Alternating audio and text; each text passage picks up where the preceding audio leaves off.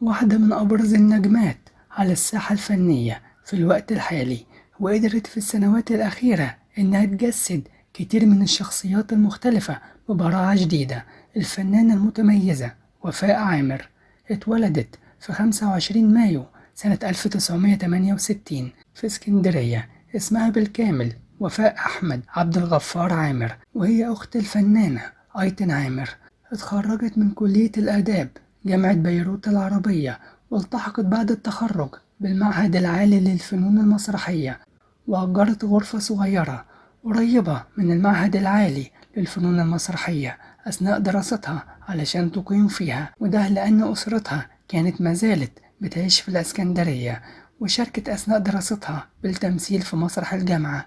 والفنانة وفاء عامر قدمت أكتر من 150 عمل فن متنوع ما بين السينما والمسرح والتلفزيون، وبدأت مشوارها الفني في أواخر الثمانينات من خلال أدوار صغيرة في الدراما التلفزيونية، واتألقت في فترة التسعينات في أفلام زي لعبة الانتقام وأحوال شخصية وديسكو ديسكو ويا تحب يا تقب وكشف المستور وهنحب ونقب وامرأة وخمسة رجال وبيتزا بيتزا وأرض أرض وغيرها من الأفلام الناجحة.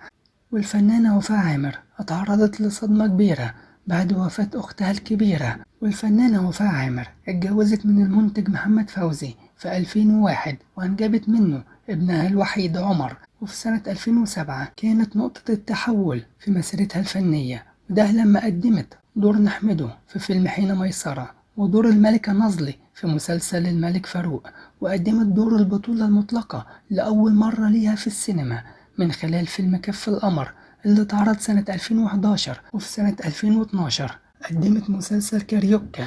والفنانة تركت بصمة بأدوارها الرائعة اللي قدمتها في مسلسلات زي فارس بلا جواد وملح الأرض والملك فاروق وناصر والدالي الجزء التاني والتالت وابن الأرندلي وجبل الحلال والطوفان ونسر الصعيد وحكايتي وراجعين يا هوا وجزيرة غمام.